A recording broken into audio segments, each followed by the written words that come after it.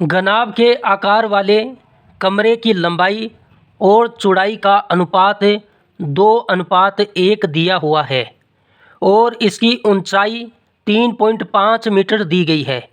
यदि इसकी चारों दीवारों का क्षेत्रफल 210 वर्ग मीटर दिया गया है तो इसका आयतन क्या होगा।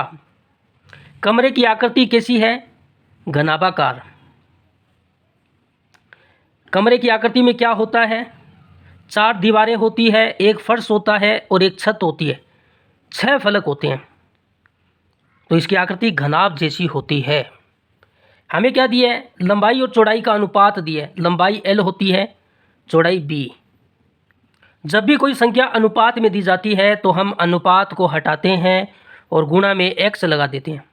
पहले यहाँ पर लंबाई है, पहले यहाँ पर 2 है, तो लंबाई का मान 2 है, लेकिन अनुपात में है। अनुपात को हटाएंगे, गुणा में x लगाएंगे तो लंबाई का मान 2x हो जाएगा।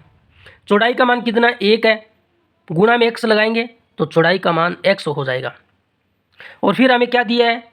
चारों दीवारों का क्षेत्रफल दिया है। इसकी ऊंचाई भी हमें दी गई है, ऊंचाई दी है 3.5 मीटर।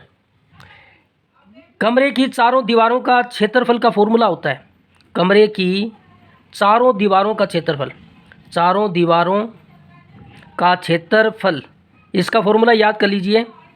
लेकिन इसका मान हमें दिया है 210 वर्ग मीटर। इसका फॉर्मूला लगा देते हैं। क्या होता है फॉर्मूला? 2 गुणा लंबाई प्लस चौड़ाई गुणा ऊंचाई, और इसका मान हमें 210 वर्ग मीटर दिया है। मान रख दीजिए, 2 गुणा लंबाई का मान है 2x, चौड़ाई का मान है x और ऊंचाई का मान है 3.5 बराबर 210 वर्ग मीटर। इसको हल कर लीजिए।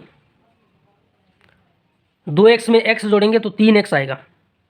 2 गुणा 3x गुणा 3.5 बराबर 210 वर्ग मीटर। ये सभी संख्याएं गुणा में हैं तो हम काट सकते हैं। इधर 2 के पाड़े से काटिए 210 को तो 105 आएगा। 105 दूनी 210 होता है।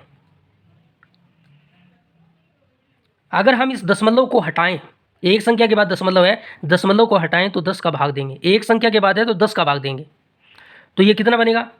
अगर यहाँ से हमें x का मान निकालना है, यहाँ पर है 105, ये 10 भाग में है, उधर जाएगा तो इसके साथ गुणा होगा।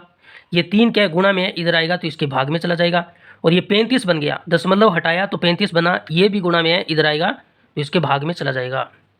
105 में 35 का भाग दीजिए, 35 ये 105 होता है, 3 से 3 कटेगा तो इसका मान 10 आएगा। x का मान 10 आ गया। x का मान 10 आ गया तो यहाँ पर रख दीजिए, लंबाई का मान आएगा 2 गुणा x का मान 10, तो 10 दूनी 20 मीटर क्या होगी इसकी लंबाई। x का मान 10 है तो 10 मीटर चौड़ाई और ऊंचाई 3.5 मीटर। और हमें क्या निकालना है? हमें निकालना है इस घनाभ का आयतन निकालना है। घनाभ के आयतन का फॉर्मूला क्या होता है? लंबाई गुणा चौड़ाई गुणा ऊंचाई होता है। लंबाई का मान कितना है? लंबाई का मान 20 है, चौड़ाई का मान कितना है? 10 है, ऊंचाई का मान 3.5 है, आयतन है तो मीटर क्यूब होगा।